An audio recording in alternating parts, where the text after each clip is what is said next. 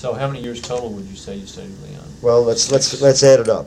Let's say 39 through 45 is what? That's 6 years, and then another year, 7 years. I would say a combined total of about 7 or 8 years. Okay. After having studied with Leon Russianoff, can you determine whether or not, excuse me, I'm going to skip that question because you've already kind of answered it. In your opinion, what were your most positive gains from studying with Russianoff? My positive gains? Well, I think, you mean looking in retrospect or at the time? Well, either. Well, at the time one does something you're really not aware of much. It's like growth. You don't see yourself growing physically, but others may see it. I think the most important thing that he bestowed was freedom and love, and the ability to stay to stay out of the way in a certain way, to give you your head like you'd give a wild horse, when you're trying to ride him.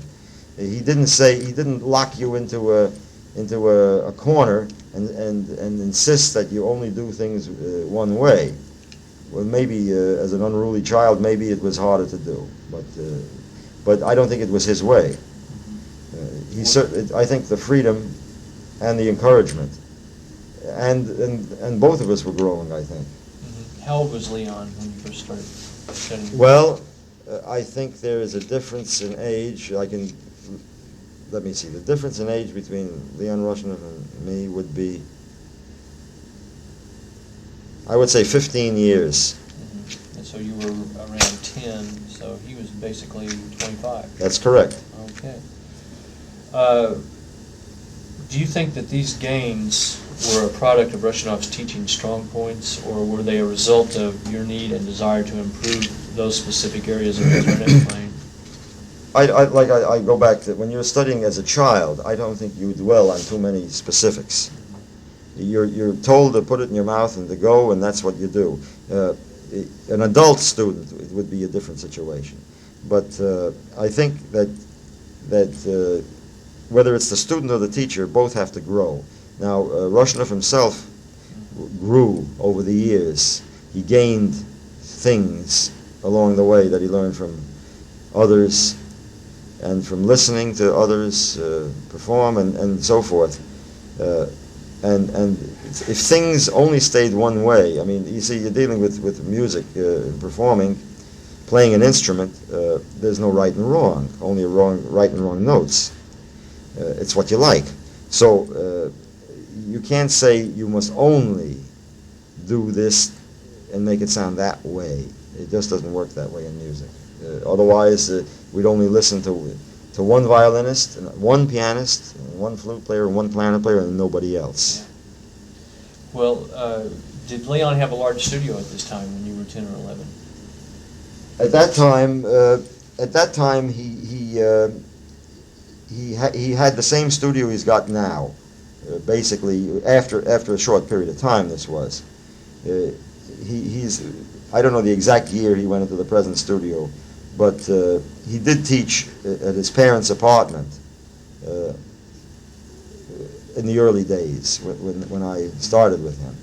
But shortly after that, he did go into this small building on Broadway and 48th Street that everybody knows about. Was he sharing that with Daniel Bernard any of that time? At that time, I'm not sure. I know that he of course, he was a student of Simeon Bellison for quite a few years, and he did also do some work with Bonnard, and he probably studied some music with Simon Kovar, the bassoon pedagogue, who was a very prominent teacher. And there may have been others also that I don't know about in Russianoff's background. But I'm sure that he had to grow along with everybody else. Well, did he have a large number of students back when you first started studying, or was he just beginning himself and had a small clientele? Well, I think he was just beginning himself at that time. It's very marvelous that he found what he excels in. He found his artistry, like an Ivan Galamian did on violin, or a Leopold Lauer on violin, or some of the famous piano pedagogues of the past, who were noted for turning out brilliant virtuosi. You see, a lot of people think they're going to study with somebody because they play well, but I'm sure that Ivan Galamian never played on a concert stage in his life, and yet all the greatest violinists of the day studied with him. So these two things don't necessarily go together. I think it's where your talent is if you're lucky enough to find that direction. And I think Russianoff was lucky, and we were luckier that he did find it. Okay. What special qualities does Russianoff have to offer as a teacher? What do you think is the major reason for Russianoff's success? Does he possess superior personality, musical talent, technical methodology, command of verbal and nonverbal behavior, or a combination of all these factors? Well, that's a tremendous generalization, that last sentence, but I would say that he is not dogmatic. He doesn't say this is the only way to do this, because to say that's the only way to do something is to lock yourself into a given position. It may work in brain surgery, but it doesn't work in music. There has to be a certain kind of a flexibility to express oneself. It's not mathematics where the column of figures has to come out the same every time. Music, especially live performance, is different every time. Only a recording is the same every time. But we're talking about live music and live music making. Did Russianoff have a profound influence on your musicianship, your psychological approach to performing, or your overall philosophy of life? Well, I think I'm very happy that I know him and studied with him. I think he's definitely a superior person in every way.